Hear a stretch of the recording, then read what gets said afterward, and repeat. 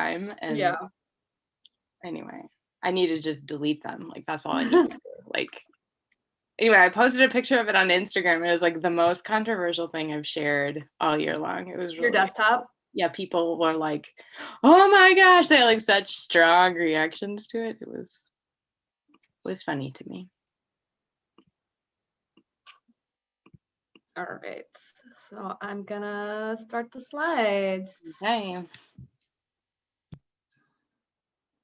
There will be about 30 seconds of us. I'll mute myself.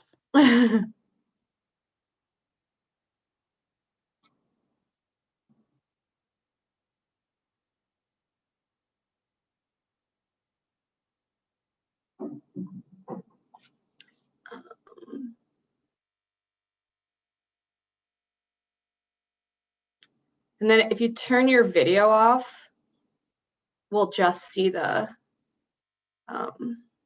slides. So.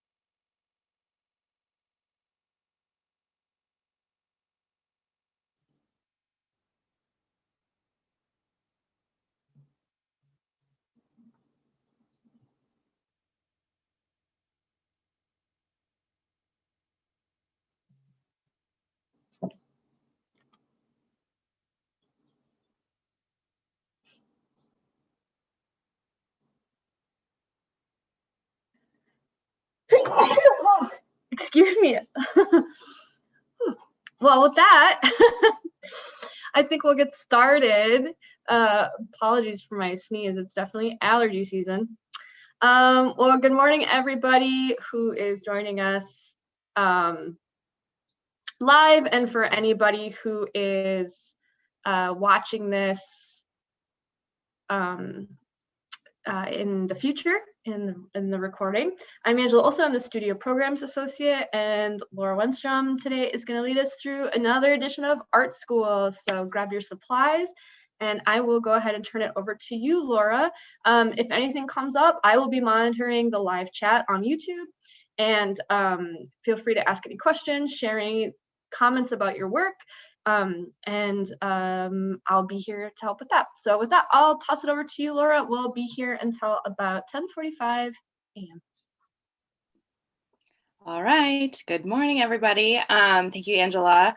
My name is Laura Wennstrom, and I am coming to you from Minneapolis, Minnesota. I live pretty near, I don't need to tell you where I live. I live in Minneapolis. I'm in my studio right now at my house, and I am totally enjoying this super warm spring day here in Minnesota. I can look out my studio windows and see the grass is starting to turn a little bit green, and it is so exciting. So today I have a few slides to show you. We're going to be talking about some artwork that I recently saw at MIA by an artist named Nicole Havcast, and it's an exhibition called Phonic, I believe you pronounce it. And before we get started with that, I just want to tell you a little bit about myself. I am a living, breathing, working, practicing artist, and I also do a lot of teaching. And today I'll come back to this. So I'm an artist, and I do a lot of work with textiles, which means fabric and different kind of found materials. I do a lot of thrift store shopping, and I make a lot of sculptural and installation work, so big work that fills the space, which makes me really excited to talk about the work that we are going to see today. This is some more work that I've made. And so we're going to be talking about this artwork by Nicole Havcast, and it is available for you to go see at MIA through June 26th. So it's going to be open for a few more months. And the work is part of a Minnesota art exhibit, the MAEP gallery, the Minnesota Artist Exhibition Program. And so this is a really cool program that shows artwork of artists who live in Minnesota. So Nicole Havcast lives and works in Rochester, Minnesota, which is not so far away. And we're going to be making, I'll go back to this, kind of a paper inspired sculpture inspired by her work. We're going to be doing a little bit of kind of practice sewing, making sort of a puppet sculpture hanging thing. And there's lots of ways we can do it. One of the really cool things about this art school program is that we're going to be using whatever you have to make something creative. So I'll show you one idea to get you started, but you don't have to make yours exactly like mine. And we're not at real school, so there's no grades, there's no expectation. It's just about making something and having fun and exploring creativity through new materials. So today you're going to need like 3-ish pieces of paper, just like construction paper, or really you could even use junk mail or anything you have at home. You'll need a scissors and a hole punch if you have one, but tape or glue or a stapler will work too. Yarn or string, and then a pencil or something to write with is what you will need. So if you're watching this in the future, you can pause and get those materials and then meet back when you're ready. Okay, so the artwork we're looking at today is an exhibition that's currently up at MIA, and it's a series of large format sculptures, and it's an installation. And the artist has created these huge sculptural forms, and these are so big that you could walk underneath the legs that are kind of created by this. And I'm not going to say a lot about them because I want you to look at them and then we'll talk about them together. So I'm going to show you some images. And this is a detail close-up shot.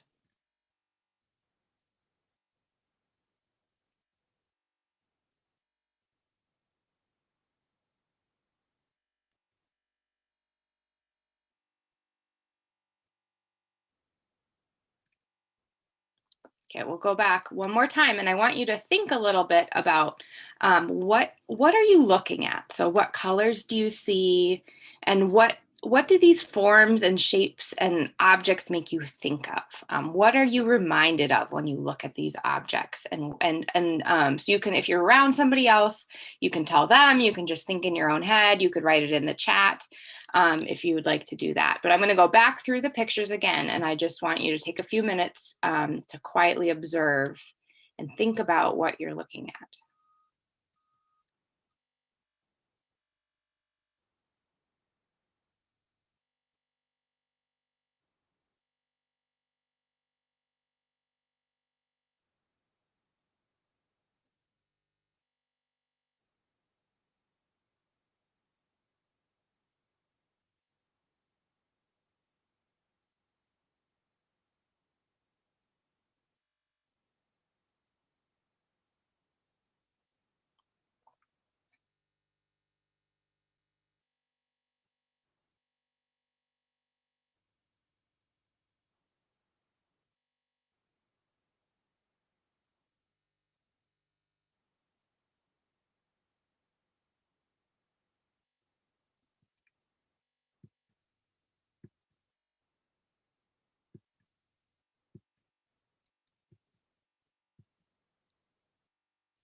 Okay.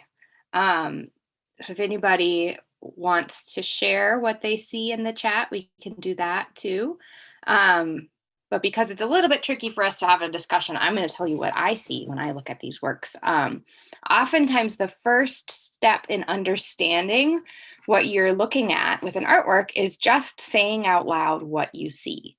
So when I look at these artworks, when I look at this exhibition or this installation, I see a series, maybe like 5, 6, 7 of these giant forms. And they're made out of kind of a grayish, tan colored material. I'm not totally sure what it is, just looking at these pictures. I see some sort of stitching. And these forms, they're kind of like people, but they're also not. They have bodies and legs, but they don't really have heads.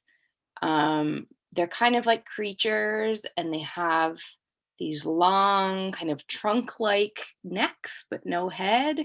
And some of them are laying down, some of them are sitting up, squatting, standing. They're in different positions. And I also observe that they're very, very big. The ceilings in this room are very tall. And if you go look at this work in person, you're able to walk, your body can move through the gallery and you can see them all in different, from different angles. And it's really quite amazing. And this is a close-up picture. And here I'm able to observe that the works are actually made out of a felt that's kind of a grayish color. And I see lots of stitching from thread and sewing. And I actually see that there's many pieces of felt that are joined together using stitching. And the way that it's sewn together is the stitching is really obvious. It's visible. The artist wants us to see this red stitching. So we know that it's important to the work. And then in this other picture on the right, all these little black things, what are they? They're kind of weird. And on closer inspection, I can see that they are a hook and loop closure. So sometimes in clothing, usually like women, if they have a dress, sometimes their dress at the top will buckle in the back. It's like a little tiny buckle. And so these are attached to these forms, and they're looking kind of like like fuzzy or hair, even though they're made out of little bits of metal. They're about the size of like a staple. Little things individually sewn on. Wow, that's a really interesting detail.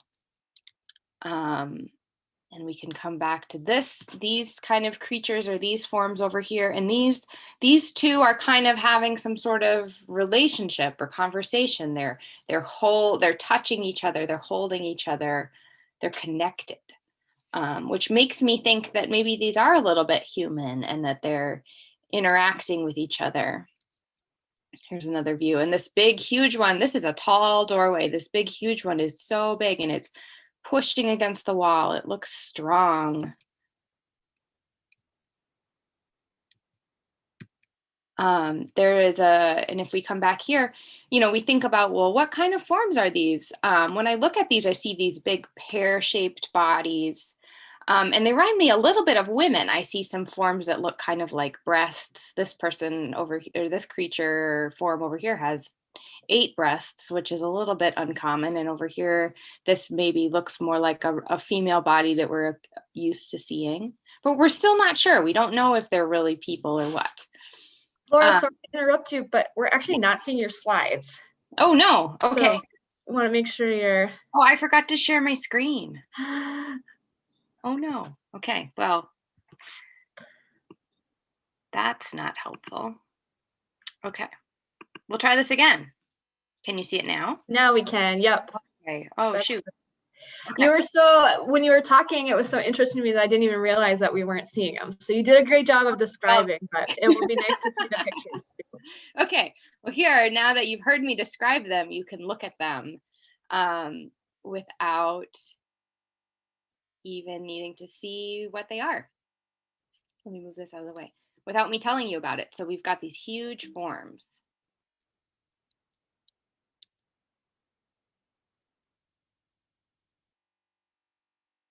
And so this is that detail I was talking about where there's some stitching and some hook and loop closures. And here are these forms that are bending and laying down, and I want you to think a little bit about sort of the emotional quality. How do these make you feel? Are they joyful? Are they sad? Are they I feel a little bit like tired when I look at this work. It makes me feel kind of like, not that these aren't necessarily scary. They're a little bit confusing because I don't really know what kind of creatures these are, but they feel a little bit kind of droopy and sad. And I have a video that I'm going to share with you that's like 2 minutes long that we'll watch quick, that the artist, Nicole Havcost, is going to talk about. And this video is just available on Mia's website. So she's going to talk a little bit about the work. And you'll also see some of this other work is in the same sort of gallery space. So she's created some other work that we are not talking about today, but you'll be able to see it. And Angela, let me know if the sound is not working on this.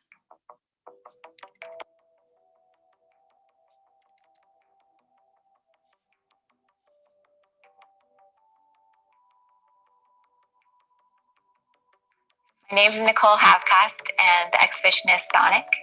I started applying for the MAP about 2.5 years ago, and I was making very small doll-like forms. That was my first proposal, and then as my proposals got tighter, the figures kept getting bigger because the space is so big. It started out with sketches. I had to figure out a structure on the inside for them. This conduit pipe skeleton on the inside. So the rest of it is just paper and tape to fill them out. And then once I had the paper and tape around the form, I had rolls of this industrial felt that was 20 feet long. And so I just would cut off a huge chunk and pin it to the figures with industrial upholstery needles. And then I would start cutting and stitching. So there was no patterns in the making of them. I did try making a head for them, and it wasn't right. I realized when I was in here in the gallery with them that they also need to be a little animal-like or a little feral, and that having heads made them too human. I have spent like most of my adult life trying to control my body and make it do and be exactly what I thought it should be. And it turns out it has, like, your body has other desires and needs. And regardless of what you want it to do, you know, it's going to do what it has to do.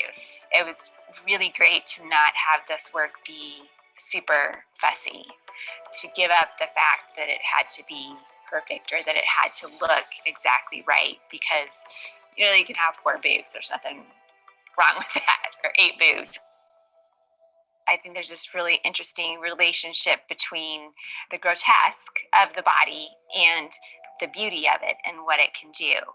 So that's kind of where I've always sort of fit in with my work.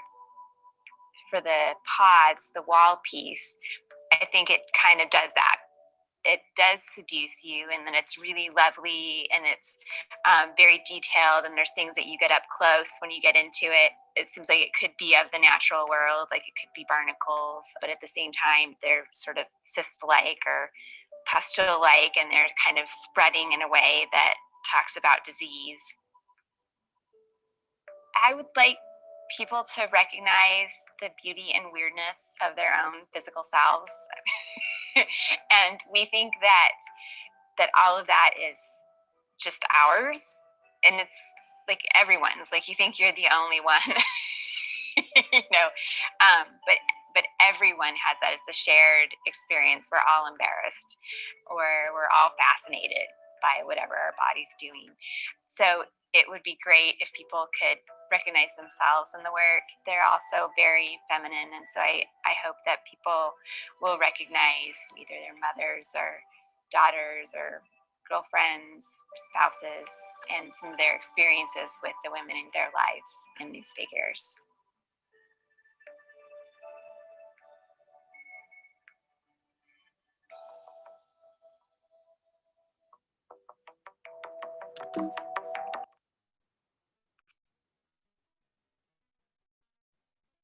Okay. Whoopsies. I lost my presentation. Hold on. I'm going to stop sharing for just a second while I find my presentation. So just take a minute to think about what you just saw, and then we will get started on our project.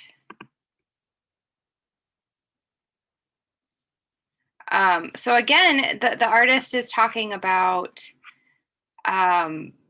just the way that these forms are human, and they're kind of not human, and I think they're really kind of beautiful in their kind of awkwardness. Okay, can you see I think you can see my screen now. Okay. This is what we're going to look at. This is just a studio image of the artist making this work in her studio. And you can start to see how big they really are because her ceiling is lower. But these pieces are stuffed with paper and plastic, which I never knew. I think that's really interesting. And so really, these are made with sort of almost everyday materials. And we are going to be making kind of a project inspired by these forms. Kind of a human form, hanging paper, kind of a mobile, kind of a puppet, kind of a sculpture. However you want to describe it, this is what we will be making today. And you're going to need, I talked about this before, but you'll need a few pieces of paper. I'm using peach and red paper because that's what I have available today. You will need a scissors, and then if you have one, a hole punch. And if you don't have a hole punch, you could still use tape or glue or a stapler. There's lots of ways to be flexible. And then you'll need some kind of yarn or string. I'm using my current favorite yarn, which is called Neon Coral. And then you'll need a pencil or something to write with. Okay, so I'm going to stop sharing my screen now so that you can see what I am doing. Okay, and if you have questions along the way, please feel free to put them in the chat because I can go over something again. Okay, so I want you to just take a few minutes to, sorry, I'm having a weird computer thing. Okay, I want you to take a few minutes to draw or to sketch. Think a little bit about what kind of form you want to make. What is the sort of emotional feeling that you want your creature to have? And you can do this, I don't know, I'm making a kind of a form, or maybe I'll make some legs. But you know what? Instead of sketching right now, I think I'm going to just get started and I can show you what to do. So the first thing we're going to do is we're almost making like a paper stuffed animal. We're going to make a body that is sort of a form. So you're going to take 2 pieces of paper and start by making sort of a large, this will be the shape of your body. So an oval, I'm going to make kind of a pear shape. And I'm just going to draw it on. It does not have to be perfect, just sort of a huge blob. Try to make it as big as your paper. And then holding your 2 pieces of paper together, so I've got 2 here, you just cut this out. So I'm going to go ahead, cut this out. And again, it does not need to be perfect. Look, I'm using my camera to cut it. That's kind of funny. The paper I have is kind of a cardstock weight. It's a little bit thicker, but any paper will do. And then hang on to this because you're going to need this. And then the next thing we're going to do is, sorry, there's an airplane going overhead. Hopefully you can hear me. We're going to end up sewing. We're going to end up sort of like sewing the edges of this together. And I'm going to make this my front because I have got pencil on the back. And using a hole punch. So I have just like a regular hole punch. And if any of these steps feel a little bit like confusing or overwhelming to you, you can make this project in your own way. If you want to skip this step, you could totally skip this step. I'm going to go all the way around and punch holes in my thing, okay? It's going to be kind of loud, sorry. I'm going, I don't know, you can kind of see what I'm doing. It's not perfect. And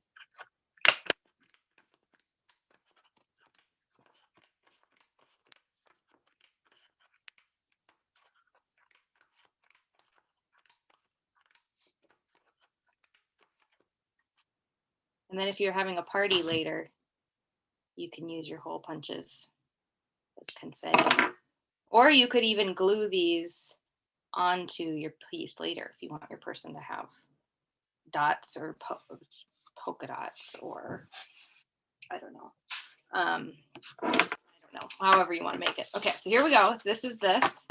And the next step you're going to do is you're going to take some string and you're going to begin by kind of sewing this piece together, okay? And we're going to start on one part and go all the way around and almost all the way to the end, but we'll leave a few inches open, okay? So I'm going to try to do this as fast as I possibly can. If you're having a hard time, if you're using thread and you're having a hard, or yarn like I am, and you're having a hard time, it's kind of frayed, you can take a little piece of tape and put it around the edge like that. And that makes almost like a needle or something to help it go through. I'm going to do that so I can do it faster. So I'm going to start here. I'm going to go in. I'm going to pull my thread all the way through. And then you could either, I'm just going to tie it right now, just so it doesn't fall out, or you could tape it on. I'm just going to quick tie this like that. Okay. And then we'll go in and then pull it through like this. And this is called a whip stitch, where your string, whoopsies, I'm tangled in my stuff. And I'm going to go through to the next hole. I'm going to go through the back like that. And then over the top, in through the front. Whoopsies. And you see, I'm just going to repeat this over and over again. And if you make a mistake, you could either take it out and start over, or you can just keep going. If you remember, Nicole Havcast's sewing was kind of messy and kind of a little bit crazy. And some of that is that as humans, we all have unique bodies. The bodies come in all shapes and sizes. And nobody's body is perfect. Sometimes there's big bodies and small bodies and abled bodies and less abled bodies. And we all have things that we like about ourselves, and we all have things that maybe we wish were different. And that, instead of feeling bad about it, the artist wants us to embrace who we are and what we look like. And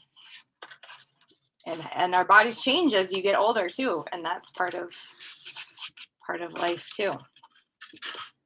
Okay, so I'm trying to go quick. See, I'm going around and around and around. I should have prepped this so that it was like a cooking show where it was like, ta-da, done. Lucky for me. And if you run out of string, you can just cut some more, and you can either tape that edge end on, tie them together, however you want to do that. Okay. So the first step is we're making the body of our creature. And you know what? I'm going to let my creature kind of evolve as I make it. I'm not going to have any sort of ideas. Well, I have some ideas, but I'm not going to like decide what I want it to look like. I'm going to let the material and the artwork surprise me. Okay. So this next part, now I've created, it looks like a potato or a foot. I've created this sort of pocket here, and I'm going to go ahead and I'm going to fill my pocket with my paper scraps, okay? Like this. So I'm going to take my paper scraps and I'm going to crumple them up into a ball, and I'm going to use them as stuffing. Depending on what kind of paper, and if you used up all your paper, you could use plastic bags, you could use other paper towels, tissue paper, anything you have, really. You could fill it with rocks. I mean, that's maybe not the best idea, but you could put anything inside. If you think about like stuffed animals are often stuffed with, I even have some sitting right here. This is a polyfill. This is like a plastic stuffing that goes inside of stuffed animals or pillows or something like that. But for this project, we're just going to keep it paper. So anyway, so you're going to go ahead and stuff it in. And I only need a few pieces because this isn't going to be super strong. It's not going to be as strong and fluffy as, say, a pillow is. I'm also going to make these pieces a little smaller.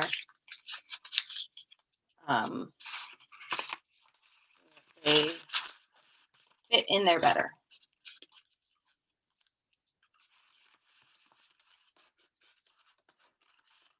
Just check the time. Okay, we got 10 minutes. Perfect.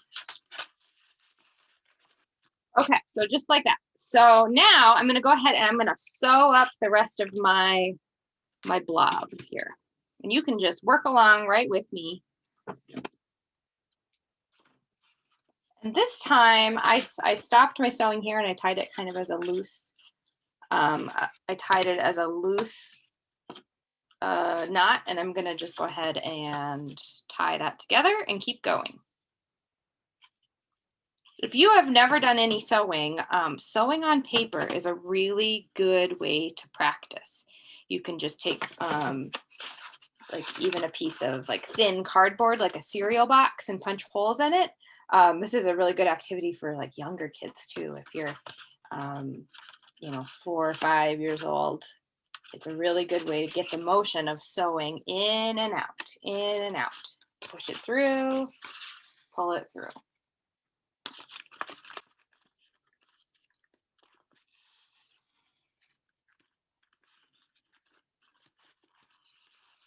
Okay, so I've gotten all the way to the end, and I'm going to go ahead and I have this other tie. I'm going to just tie this together.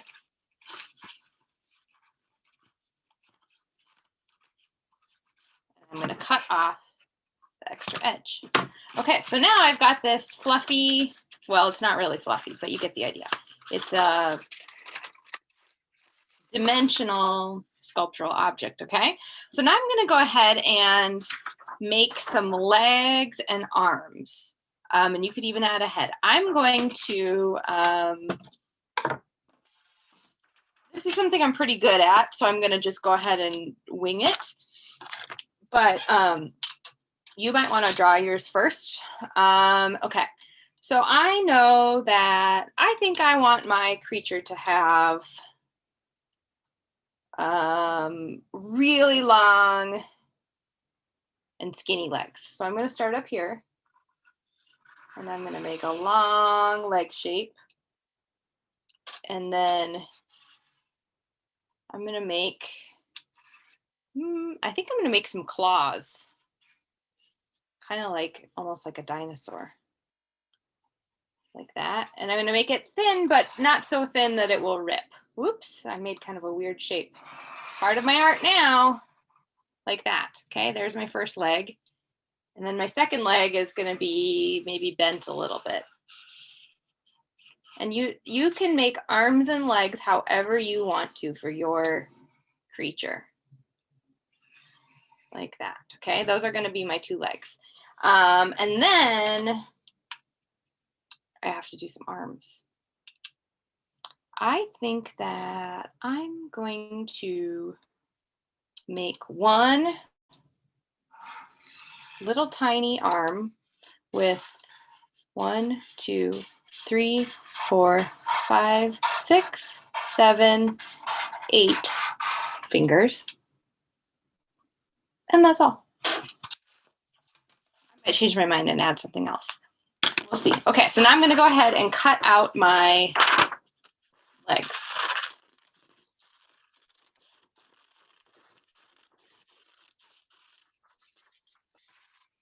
And if you wanted your legs to be exactly the same, you could fold your piece of paper in half. And this is kind of a goofy project. We're kind of making a creature puppet. And if you get a little bit confused or frustrated, just try to keep going because you've probably never made this before.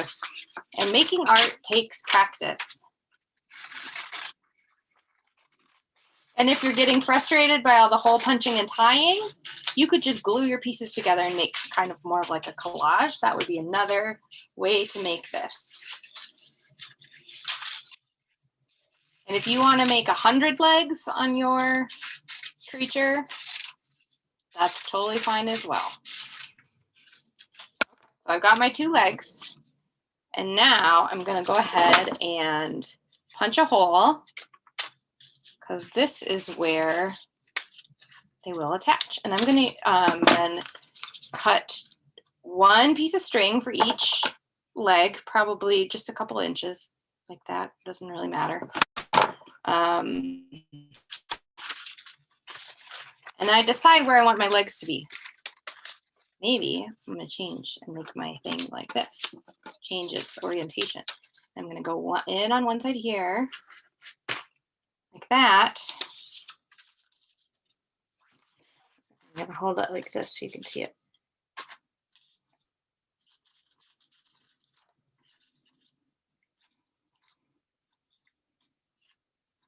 And I'm going to tie it on like that. Okay, now my creature has one leg.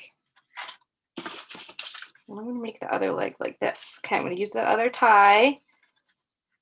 And this is the part where you can really start playing around and get creative. If you want your thing to have hair, if you want it to be an alien, a dinosaur, an animal, a human, a little bit of everything, that is fine. Okay. Okay, so then what I would do next is my hand. And you know what? I'm going to change my mind. I don't feel like cutting out this. I'm running out of time, so I'm not going to cut out that crazy fingers. I'm going to make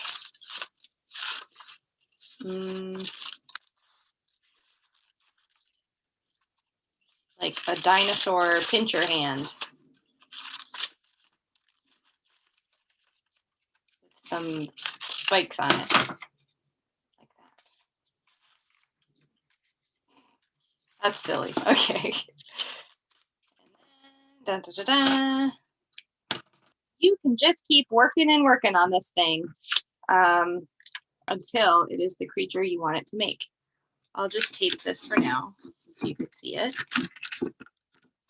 or I'll leave it for now. Okay, so then the final step is going to be to take a longer piece of string. If you want yours to hang, it could just get taped up on a wall too.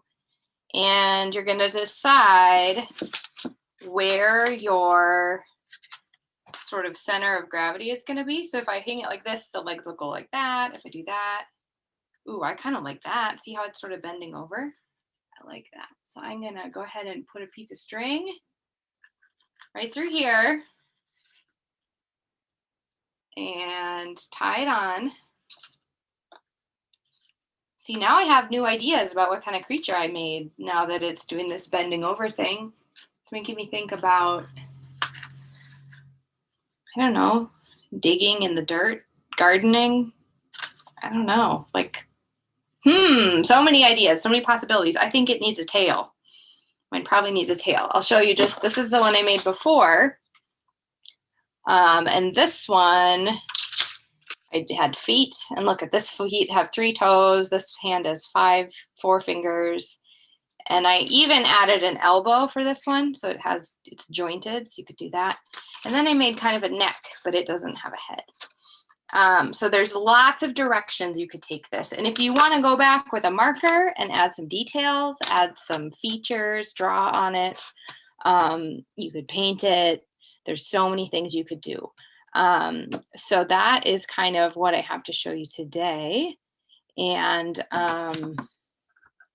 with that, I think that we will kind of finish up. If you make something like this, we would love to see it. So you can email youthprograms@artsmia because it's always fun to see what everyone's making at home. So thank you so much for your attention. And I hope you can get to Mia to see the show. It's awesome. Mm-hmm. Yeah, thanks so much, everyone, for joining us. Thank you, Laura. Like she said, you can email youthprograms@artsmia.org. You can also share your work on Instagram or Facebook if you just tag ArtsMia. And be sure to check out Nicole Havikos's show at ArtsMia now through the end of May, I think. End of June. End of June. Thank you. Yeah, end of June. So with that, we will